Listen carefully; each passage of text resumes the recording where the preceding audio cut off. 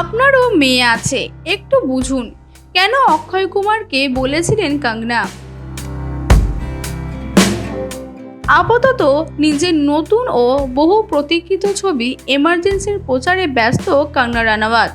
সম্প্রতি এক সাক্ষাৎকারে অভিনেত্রী জানান যে তিনি এর আগে সলমান খান, রণবীর কাপুরের সঙ্গে কাজের প্রস্তাব ফিরিয়েছেন, এমনকি সঞ্জয় লীলা ভনসালীকেও ফিরিয়ে দিয়েছিলেন কঙ্গনা।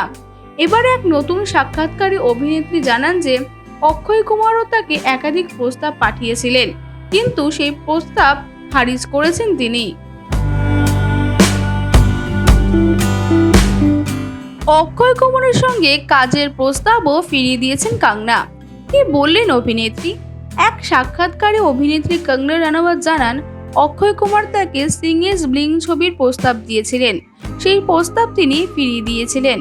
কারণ জিজ্ঞাসা করলে কঙ্গনা বলেন, আমি বলি দয়া করে বুঝুন, আপনারও একটা মেয়ে আছে, আমরা মহিলাদের জন্য সততা চাই।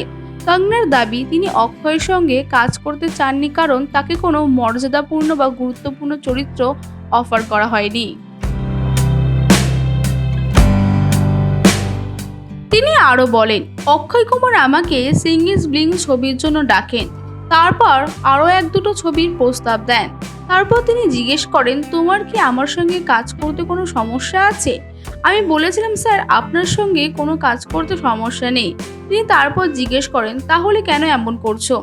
আমি তোমাকে এত ভালো চরিত্র দিচ্ছি। আমি বলেছিলাম, দয়া করে বুঝুন, আপনারও মেয়ে আছে, আমরা মহিলাদের জন্য সততা চাই।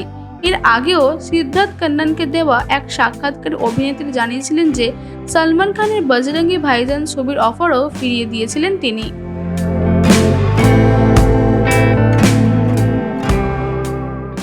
ওয়াইজ নিউজ, খবরের সত্যাসত্য 24 ঘন্টা।